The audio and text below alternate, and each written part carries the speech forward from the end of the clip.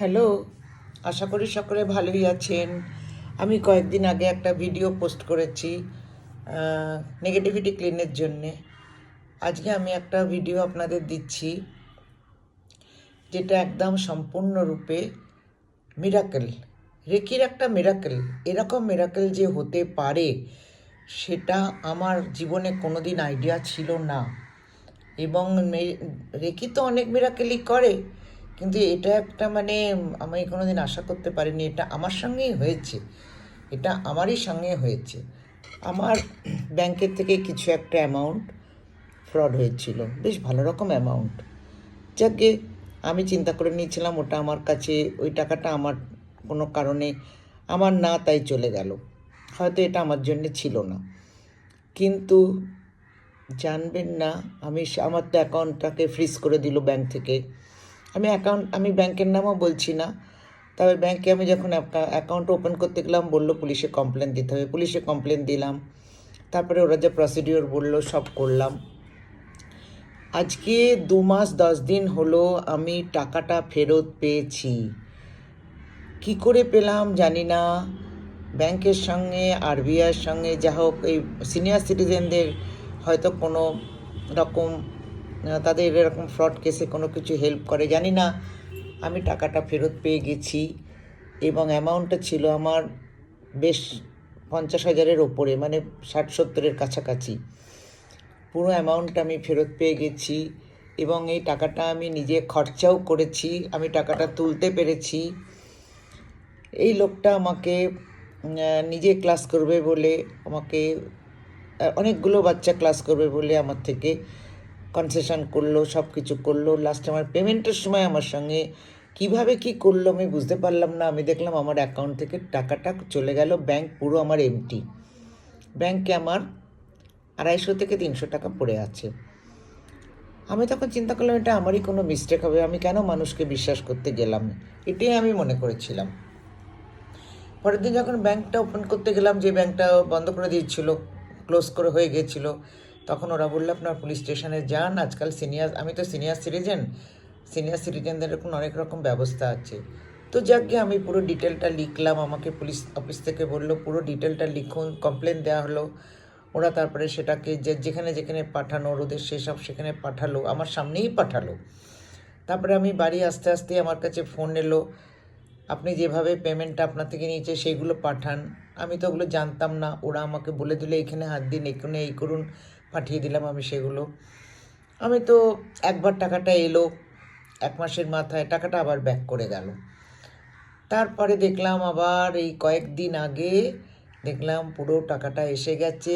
7 দিন থেকে 10 দিন আমার ব্যাংকে পড়ে আছে। আমি ভাবছি এবার একটু ওঠাবো। তো ব্যাংকে গিয়ে আমি খোঁজ নিলাম, বললো আপনার অ্যামাউন্ট ক্লিয়ার হয়ে গেছে, আপনি এখন ওটা ইউজ করতে পারেন।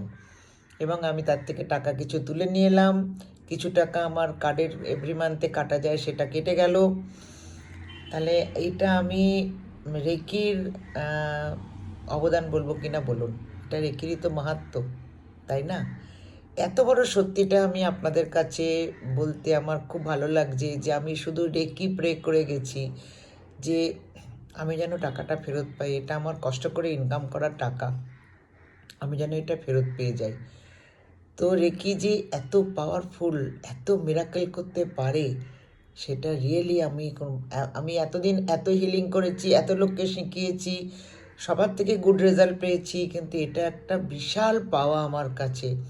দেখুন, টাকাটা বড় ব্যাপার না, টাকাটা আমি ধরে নিয়েছিলাম চলেই গেছে, কিন্তু এই যে টাকাটা আমি ফেরত পেয়েছি, রেকি করে করে আমি এভরিডে রেকি করে গেছি এবং ভগবানের কাছেও প্রে করেছি। শুধু রেকি কেন বলবো, ইউনিভার্সের কাছেও প্রে করেছি। টাকাটা যে এরকম মিরাকেলভাবে ফেরত চলে আসবে আমি ভাবিনি। আমার এখন ওটা রিসলভ হয়ে গেছে। ওরা আমাকে মেসেজ পাঠিয়ে দিয়েছে তোমার কেসটা সলভ হয়ে গেছে, কোনো টেনশন করো না, তুমি এখন নর্মাল ওয়েতে ব্যাংকিং কাজ করতে পারো। তা এটা আমি জানিয়ে আপনাদের কাছে আমার খুব খুশি হলো যে রেকিটা শিখুন। রেকিতে যে কি হয় না হয় আপনাদের কোনো আইডিয়া নেই।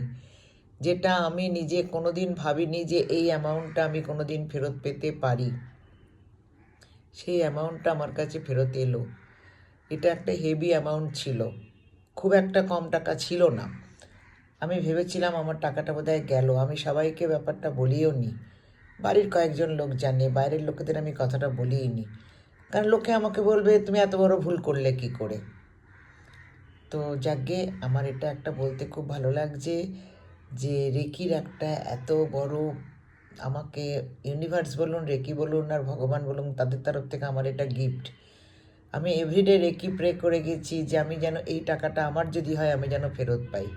এটা আমারই টাকা ছিল, আমি জানি, কিন্তু আমার ধারণা ছিল যে আমি কোনো কারণে হয়তো কাউকে ঠকিয়েছি, তাই জন্য আমার টাকাটা বেরিয়ে গেল। এটা আমি মনে মনে ধরে নিয়েছিলাম আমার সান্ত্বনার জন্যে।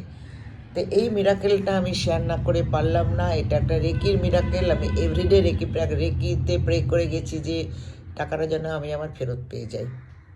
রেকি, তোমার যদি শক্তি থাকে তুমি আমার টাকাটা ফেরতের ব্যবস্থা করো। সত্যি আমি পেয়েছি, thanks to reiki, universe and god.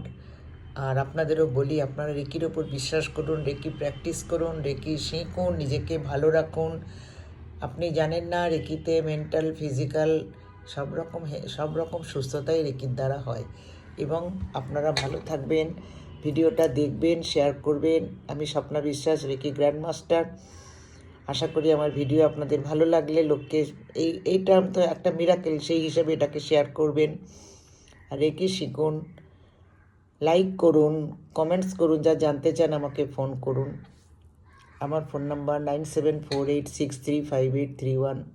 যার যা জানার দরকার জিজ্ঞেস করতে পারেন। আমি গ্ল্যাডলি আপনাদের কোশ্চেনের জবাব দেব। কখনো মনে করবেন না যে আমার কাছে সময় নেই, আমি ঠিক জবাব দেব। Thank you.